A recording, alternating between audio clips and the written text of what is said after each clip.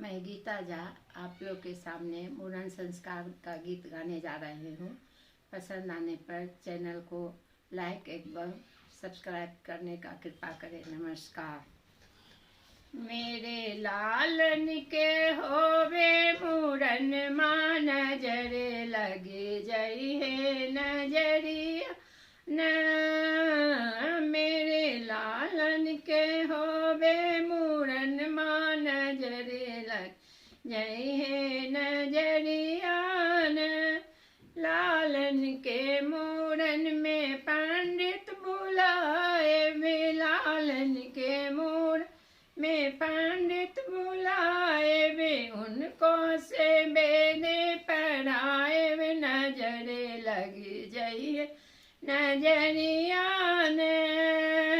लालन के होवे मुंडन माँ नजरे लग जई है नजरिया न। लालन के मुंडन में नौआ बुलाए वे, लालन के मुंडन में नौआ बुलाए, उनको से लापट मुड़ाए वे, नजरे लगे जई नजरिया न। मेरे लालन के होवे मुंडन माँ नजरे लग जई है नजरिया न।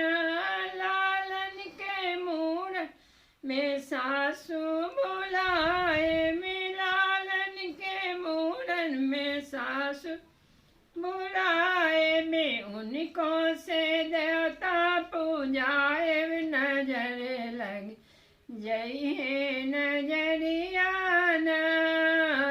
मेरे लाल के होवे मुंडन माँ नजरे लगे जई नजरिया न।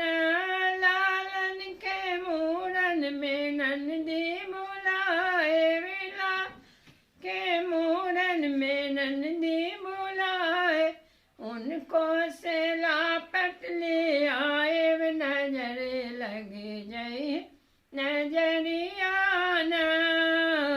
मेरे लाल के होवे मुंडन माँ नजरे लगे जई नजरिया न। लालन के मुंडन में गोत बुलाए वे, लालन के मुंडन में गोत बुलाए वे, उनको से सोहर गवाए वे, नजरे लग जई है